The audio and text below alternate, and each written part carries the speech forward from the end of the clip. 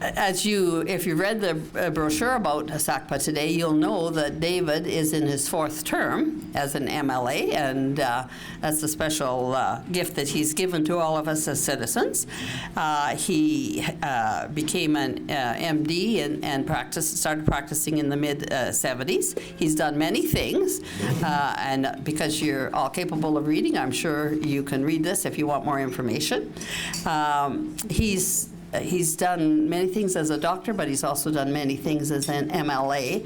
And because he's concerned about us as citizens and all of us having good health care, and concerned about those of us in our community, and some of us maybe here, having mental health issues, he has been working on a project and has co-authored a report about mental health issues, and his concern about protecting that vulnerable group, and also concerned about how our system is helping them and not helping them, and what can be different, what we need to make some changes for. And so that's a big piece of what David's going to give us today, give us the background and of the report, and also nicely done, some suggestions about how we can improve it, and that's really important.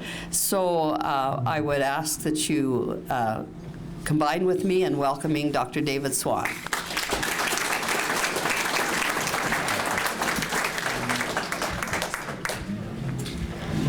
Thank you very much for that kind introduction. It feels like coming home to Lethbridge. Wonderful to be here.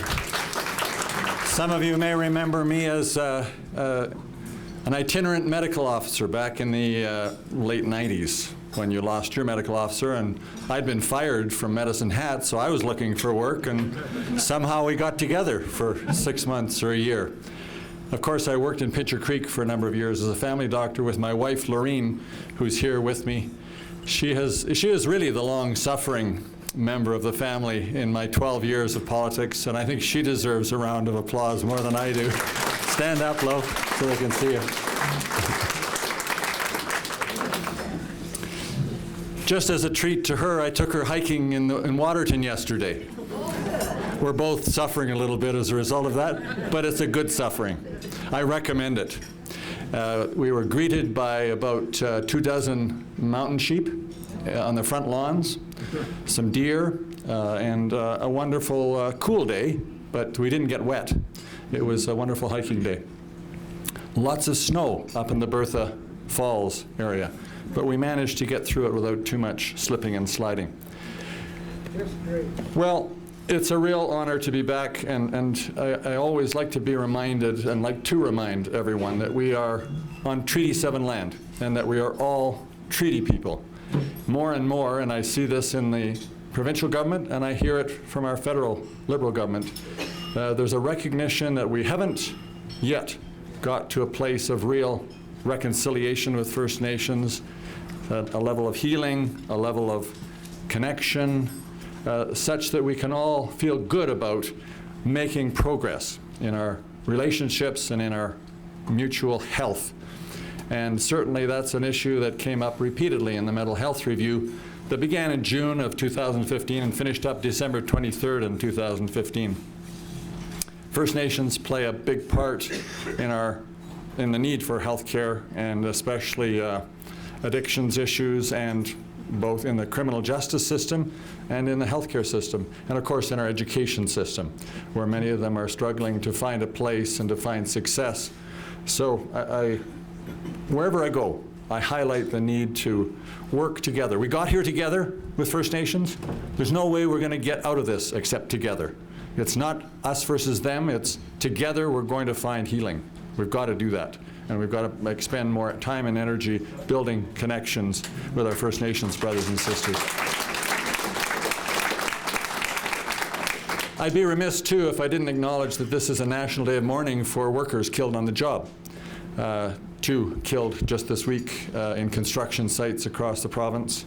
And on our review of mental health and addictions, listening to Albertans and to all citizens and organizations and professionals, there's a recognition that worksite mental health has been neglected We have to do better at creating the conditions for more positive relationships, more trust, more flat organizations where it's not top-down orders, and a little more sense of being all in this together.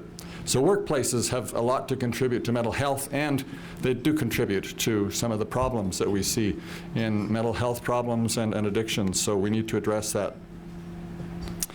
We listened for 5 months to Albertans and their caregivers and their families.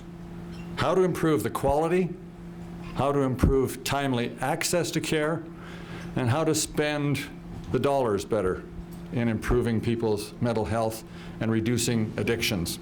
Those were the 3 things we look at across the health spectrum: quality, access, and cost effectiveness of our services.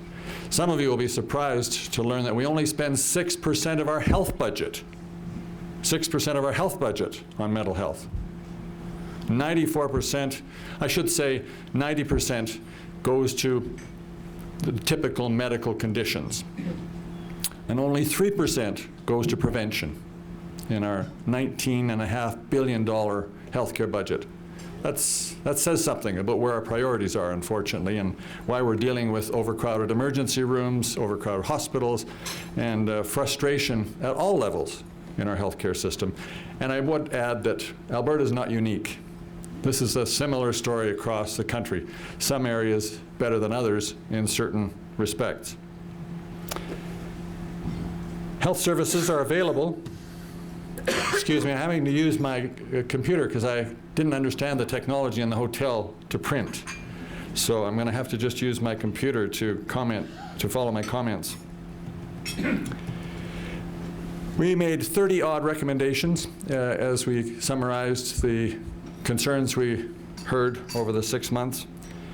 And the challenges of, within the health system, 100,000 plus staff.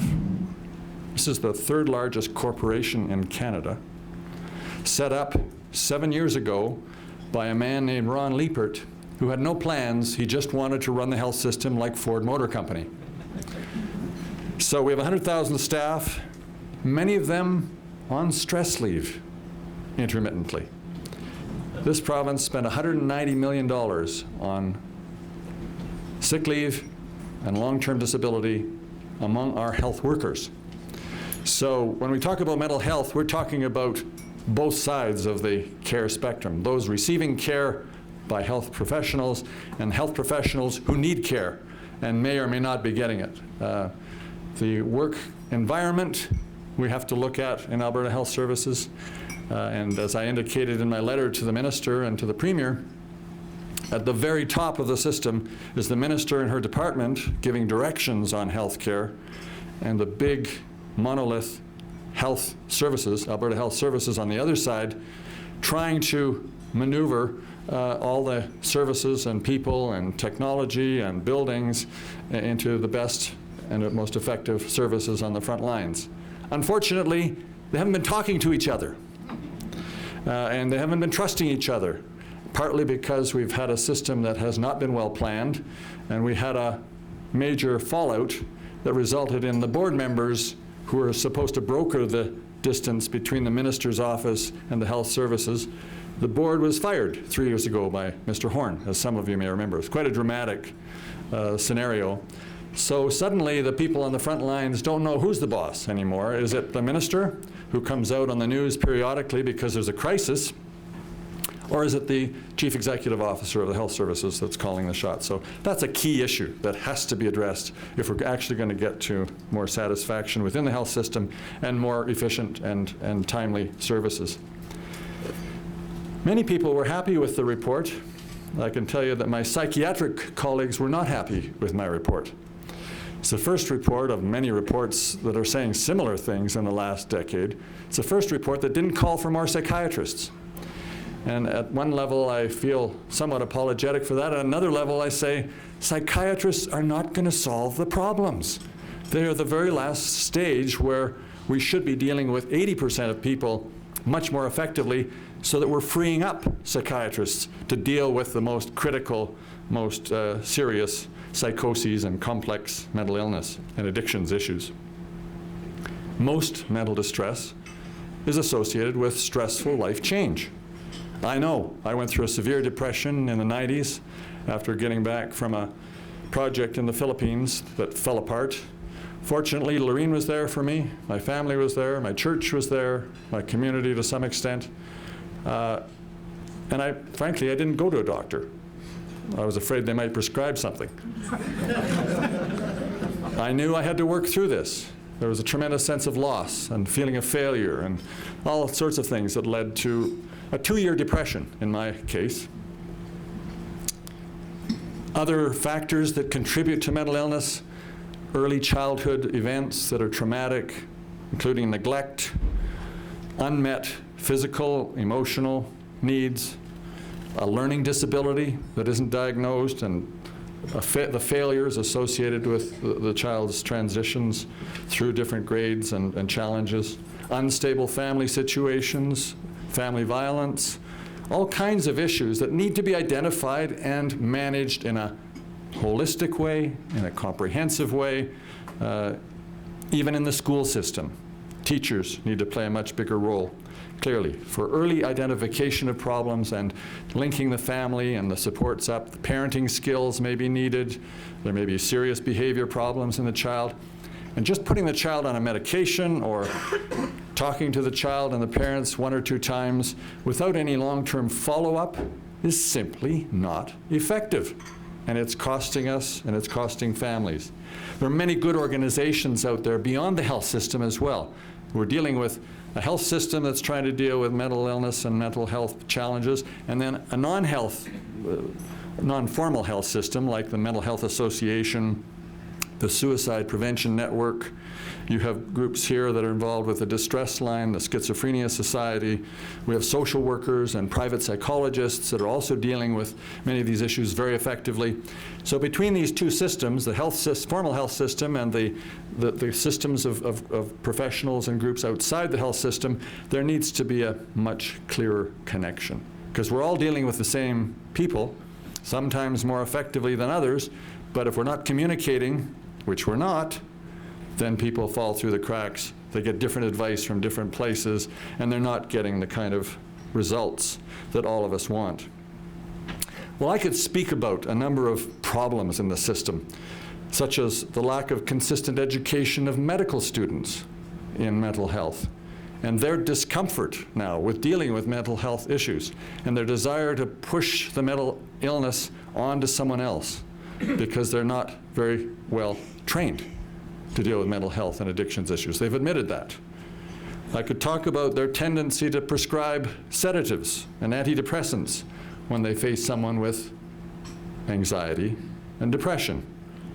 In fact, they may be able to identify problems early, but whether they refer appropriately and whether those referrals get timely interaction with the individual or the family is another question. Finally, we could discuss the frequent changes in leadership at the top of Alberta Health Services and the lack of consistency and the lack of confidence throughout the healthcare system that leaves many people on the front lines confused, frustrated, and unwilling to make serious criticism or suggestions to improve the system because there's so much uncertainty and tension in the system that people are afraid to add more stress and tension, so we hold the status quo, which is not acceptable. Just adds to frustration and demoralization on the front lines. Well, that's the negative side. But I thought maybe we should do something different here today. Maybe we should talk about what's causing all the illness in our society. What's contributing to the high levels of anxiety, depression, and addictions? Let's talk about the increasing numbers of younger people, particularly, who are distressed and seeking help. And again, our First Nations, the suffering and dying in that population at 5 to 7 times the rate of our population here. What is it in our culture that is not creating the conditions for healthy families, for healthy communities, for healthy workplaces? How is it that most people incarcerated in our jails are in poverty, have mental illness, or have addictions? Is that the best place to manage people in poverty with mental illness and addictions? Of course it isn't. And we propagate more complications in those people when we force them into situations that are not helpful, not healthy, and not building new skills for living and working productively. Just referring back to some of the prescribing practices of doctors. Why is it that we are prescribing, and these are US statistics, I couldn't find Canadian statistics, in the US, 250 million prescriptions per year of antidepressants. 1 in 10 people over the age of 12 are registered as depressed. 1 in 10. 1 in 5 are identified as having anxiety disorders. And that's associated again with the use of sedatives and hypnotics that don't really answer the question, do they? Why are you depressed? Why are you anxious? What can we do to make life more satisfying and productive for you? Without comprehensive assessments of individuals and their families, without appropriate counseling, and without careful follow-up with people to make sure that the wraparound services that should be there for people in poverty, with homelessness, with family dynamic issues, with financial issues, unless we start to address those in a more comprehensive way, we're not going to really get at the root issues, and we're going to have people cycling back again and again and again through the medical offices, through the emergency department, through the jails, and I think we know that. So I think a productive conversation with people who've had a lot of life experience, which I see in this room, this would be a chance for us to share ideas about getting at the root issues that create distress and illness and addictions in our society. I don't say that I have the answers to that, and I don't think we really asked those questions except in a very select set of instances across the province last year. How is it that nearly 50% of children under the age of 5 in Alberta are delayed in one of their 5 developmental milestones? Physical, emotional, social, learning. How is it that almost half of our children have a delay and they're not involved in any comprehensive early childhood education program? They're staying at home, they may be homeschooled in fact, or they may not. They may simply be on their own a good part of the day with both parents working or with one parent herself struggling with mental illness or to survive. Why in Alberta, and perhaps the rest of Canada, I don't know, have we not committed serious resources to early childhood education to make sure that they are stimulated, there are joyful experiences in nature, in the community, serving others and learning from others? It's time to confront some uncomfortable truths across the province and across the country. We know from a report of 2 years ago by our current finance minister, Joe Ceci, we spend $7 billion a year dealing with complications of poverty. What could that $7 billion do to prevent people from slipping into poverty and the complications associated with that? Emotional and social problems, criminal justice issues, addictions. Poverty sucks. It really impedes people's ability to live. And self-harm, harm to others, when people are under severe distress because of financial difficulties and financial insecurity and food insufficiency, these are critical issues that somehow we haven't been prepared to address. Let me say quickly about this new government, this new Democrat government. It's the first government I've seen in 30 years that is starting to take poverty seriously. 300,000 children. 300,000 children this year will receive family tax credits in Alberta. First time we've had a family tax credit in Alberta. So I am somewhat elated that we changed the government, tempered a little bit by the loss of Liberal members in the House, of course, but I like to think I punch above my weight. And, and of course, we're in a rebuilding mode, but we won't go there. This is a government that I can work with. This is a government that cares about the future. This is a government that wants to do the right thing, not always the politically expedient thing. So it's refreshing for me as someone who's been in the legislature for 12 years to actually be able to be listened to and to feel that I can have a conversation with any of the ministers at any time on the issues that I care about. So I give them some credit for that. How's our time? About 8 minutes. So we cannot afford to keep increasing spending on health care. We're now approaching 45% of our budget. And we're getting very mediocre results in our health system. I'm speaking generally of the health system, but that includes the mental health system. Spending more money will not improve the health system. More psychiatrists, I don't believe, is the answer to improving our mental health system. I said this in 1985 when I was a student at the University of Calgary. Health is too important to leave to doctors. That caused many people to take a second look. Health is too important to leave to doctors. Doctors are okay on sickness, some doctors. It's important to be skeptical about everybody that you deal with, not cynical, not assuming the worst, but skeptical. Watch for signs that that person is listening, that they're ordering appropriate tests, that they're discussing with you the options, that they're following the results of their treatments and making changes as necessary in case they're not on the right track. Something like the tragic results this week of a couple of sets of parents and their child. We have to raise questions about how we're being managed and how we're being advised and how our condition is progressing or not progressing. Health is too important to leave to doctors. Mental health, like physical health, is too important to leave to psychiatrists. They have a role to play.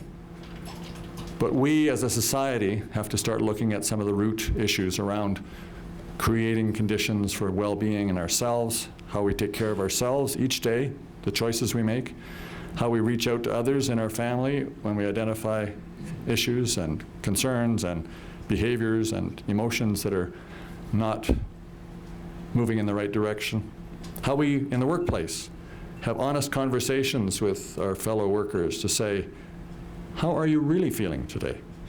It seems like you're under stress. Can we talk? Have you thought about this? We don't very often have those honest conversations in the workplace, and maybe we don't have it enough in our own homes and communities as well. It takes courage to ask people directly, no, really, how are you feeling? Is there something I can help with? And finally, as a society, how do we press our politicians to make better decisions that are in the longer-term best interests of our families and communities, especially those in distress? We see them in our communities. We sometimes avoid them because they have many burdens and they may not be able to communicate as well on those, or they may be simply so down and so out that they don't communicate at all. Well, what is our responsibility as citizens to try and reach out and find out how we can assist? It must be part of the purpose of our lives, part of the purpose of our work, to engage in these conversations and building a healthier environment to work in, to live in, to play in. If we don't, we're all going to pay dearly, both directly through healthcare costs and indirectly through violence in the community and lack of productivity in our economy. We need to start shifting resources to get upstream, as I indicated early on, with families and children at risk, to avoid addictions and mental illness. 3 factors at least: learning life skills, ensuring that young people learn life skills and self-care, become emotionally aware, secondly, compassionate and supportive of each other, and thirdly, make sure we provide the basic necessities of life for everybody. The recent publication, Alberta Views, had a special section on guaranteed annual income. There's evidence across the world that a guaranteed annual income reduces healthcare costs by almost 30%. If people are secure in their finances and are having a healthy diet, it actually reduces healthcare costs substantially. Our health system is examining its priorities, and many organizations and individuals will continue to press for these changes. Culturally and socially, we as citizens also need to change the way we're interacting with our society and with our systems. We need to push more. We need to raise our voices more, and we need to include more people in our circle, especially First Nations. Let's talk. Thank you.